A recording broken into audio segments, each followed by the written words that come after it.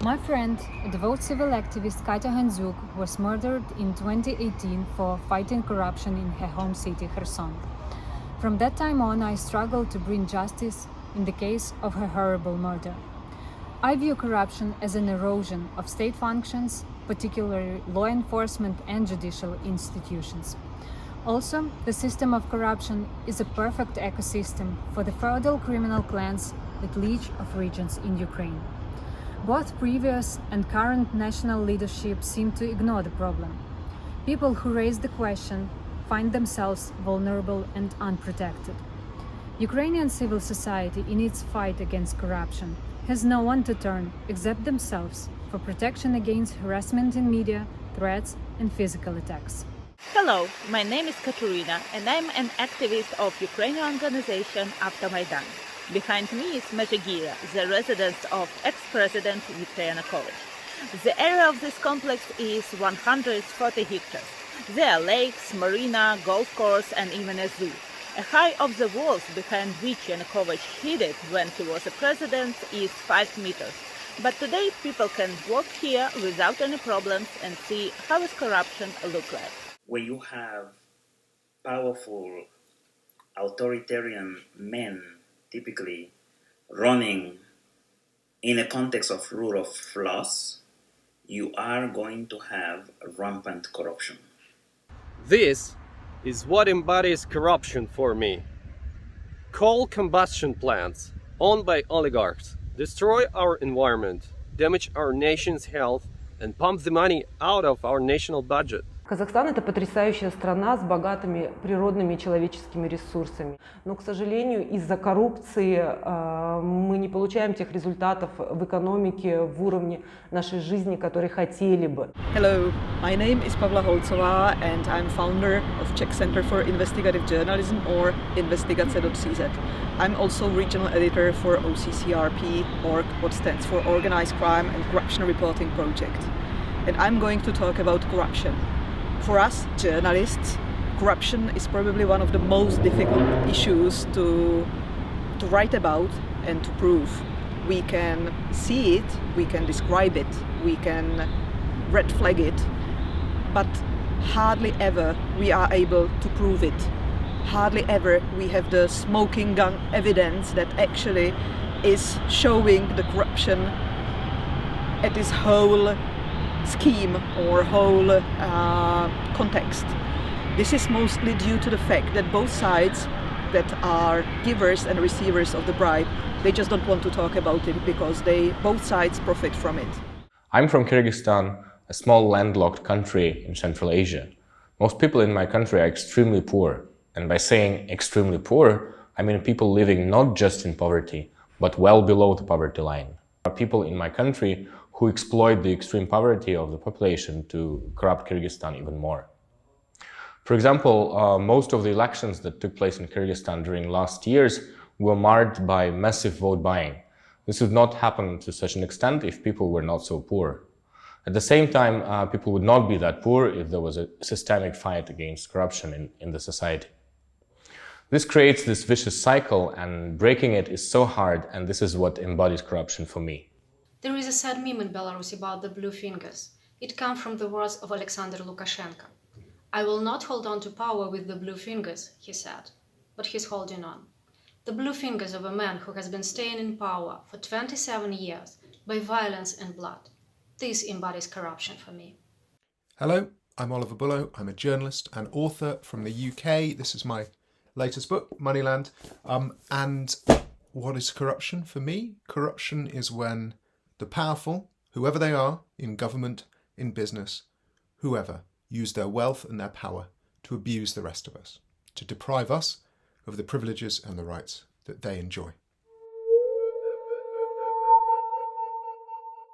We co-founded Save Dnipro and Save EcoBot projects to make the air we breathe cleaner.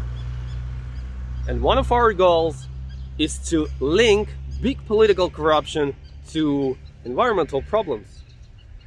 Raise awareness of Ukrainians so that they clearly understood that corruption kills us, literally. My goal is to ensure a future where civil society in Ukraine is an effective and safe stronghold that fights corruption and expedites reforms. I want to ensure that no more lives are lost among people who simply want to live in a better Ukraine. On researching how corruption in any part of the globe affects almost every one of us living on Earth. For example, when we investigated the cross-border smuggling mafia in Central Asia, we were amazed to find out that not only had they earned hundreds of millions of US dollars, but they had spent a significant chunk of their illegal income in countries like the US, the UK, Germany, and the United Arab Emirates. Maybe this is why renting an apartment is so insanely expensive in London nowadays. My personal goal in fighting corruption is to try and stop just one person from abusing their position and using it to harm the rest of us. If I can just stop one person from doing that, I think that would count as a win. Obviously, it would be great if we could end corruption altogether. But, let's start small. And then, if we stop one person, two people, maybe, we'll turn around and realise that we've ended corruption altogether. But first of all, let's just stop one person. We strive to build a society in Equatorial Guinea, my home country, where people can live to the fullest of their capacity, of their potential, where people can live with human dignity. In 2017, we exposed the illegal voters management system at the presidential elections. There is a high probability that it was used to coordinate the vote buying. Because we knew that such a phenomenon exists, 3 years later, we and the civil society paid even more attention to vote buying at the parliament elections. As a result, so many cases were reported or filmed all around the country that it caused huge protests, and those elections were annulled by the Central Elections Commission. We've made a significant progress in the case of Katya Handzuk. A group that carried out the assault is already behind the bars. Another person who ordered the attack and the other who served as a middleman are in custody and on trial. Both were very influential in Kherson, and the one that ordered the attack was a tier regional politician. Probably he was the most influential in Kherson region. This is the first time in Ukraine that a person of such power is facing sentence for political murder. And this is not only an example of our fight, but also an example of our ability to win. This is the Tak Pridniprovska test belonging to a major Ukrainian oligarch, Rinat Akhmetov. Recently, under the pressure of civil society, they built a new filter on one of its energy blocks, investing an unprecedented amount of $250 million Ukrainian hryvnias. I'd like to think I've exposed corruption, some pretty egregious scams in the UK and elsewhere. Have I stopped them? I'd be lying if I said I had. To be honest, it turns out that you can expose scams and no one does anything about them. But I think I've helped ordinary people to understand a bit more about what's really happening, what the world is really like. And that's something I'm proud of. The next step, obviously, would be for governments to do something about it. But, that's not happening just yet. There is a growing awareness. There is an increasing willingness and commitment by the youth, but also by generally members of our society to become more engaged, to become part of the fight, to hold accountable those that through their corrupt crimes have deprived an entire society for 4 decades now of fundamental development, basic rights, and freedom, basic freedoms. There is one example when we were able to actually expose corruption and describe what was happening. It's in Slovakia, and the project we called Kočner's Library. Marian Kočner, is a businessman of Slovak origin and the lead suspect in murder case of assassination of our colleague Jan Kuciak and his fiancée Martina Kušnírova. During the murder investigation, the police collected almost 70 terabytes of data, and we as a journalist, we got hold of this data, and it included a cell phone of the lead suspect, Marian Kočner. the cell phone contained encrypted communication between him and Slovak judges. This was the case when we were actually able to expose the corruption within the judiciary system in Slovakia, and probably the most detailed case I ever worked on that was dealing with corruption.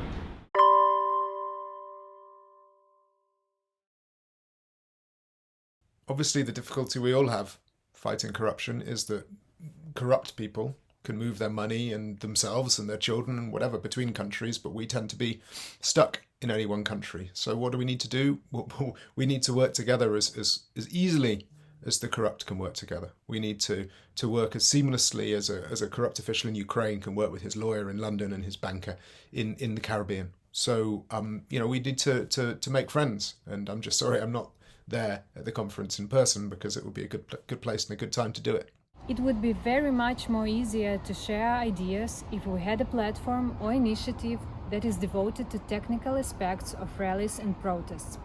A single resource that monitors all latest tricks and perks of contemporary activism. It's important to have a system of exchanging information about persons suspected of corruption, to impose sanctions that would make it impossible for them to operate in different countries. Agents of change from various countries should first of all unite their efforts to jointly tackle corruption. One of the reasons why organized crime is strong is because it is well organized and it operates across borders. Now, organized crime is one of the major drivers of various types of corruption in most countries of the world. So why don't we, corruption fighters, organize too? We should not limit our work only to one specific country. We should become stronger and more efficient by cooperating with each other. We should know about each other's fights and struggles. We should know about each other's achievements and celebrate those achievements. And more importantly, we should take time to collaboratively, to collectively commit to fighting corruption transnationally, because this is a transnational phenomenon. Мне кажется, общей такой вакцины, единой против этого нет. Но можно вовлечь как можно больше людей в этот процесс, заинтересовать какими-то простыми шагами. И мы это делаем в нашем проекте про тенге, где рассказываем максимально доступно через социальные сети, как можно повлиять на решение каких-то маленьких проблем. И через решение этих маленьких проблем мы надеемся, что можно будет перейти к решению каких-то более глобальных проблем. The best vaccine against corruption is the investment into education. It is a long-term investment, but it is the most efficient one. People who know many languages, who are professionals in their areas of expertise, have more chances to find a stable source of income. As simple as that. The desire to live in honest, just and prosperous country is the most effective vaccine that will defeat any virus of corruption if majority of nationality are vaccinated with it. The standard idea is that the best vaccine against corruption is inevitability of punishment, which means effective and independent law enforcement and judicial agencies. Being from Ukraine, I unfortunately lack empirical knowledge to support this claim. However, what I do know is that the fight against corruption starts with the determined group of people. Once you have that, the rest is only a matter of time. There are many vaccines against the coronavirus, and there are many vaccines against corruption. We need to use them all. We need to have transparency. We need to know who owns what. We need our police agencies to prosecute not just corrupt people, but also, the many, many enablers who help them be corrupt, the lawyers and the accountants in places like London or the US. This takes understanding. So the most important thing is to understand what's happening, to really know what corruption is, how it works, and how it works between countries to rot democracy everywhere. So my most important vaccine is just know what corruption is and spread the message so other people know too. Manifestation of corruption is a dictatorship. We have to eradicate dictatorships. We have to eradicate authoritarianism. When you do that, then you have governments where there is some integrity. There is integrity in the leadership. There is systems of education that seek to educate youth and people with some basic understandings of integrity and accountability. That's critical to fighting corruption. When every citizen is not only aware of his right to control any action of the authorities, but consider it as a duty. That's what the journalists do every day, as we know that corrupt politicians fear publicity the most. What I see as a possible solution, or as you call it, vaccination, it is the cooperation between investigative journalists and civil society. We as a journalist, we can only expose corruption, describe it and name it. You as a civil society, as a strong civil society, you must be able to stand up to corruption and to defend not only us, but also the basic human rights and actually the civil society itself.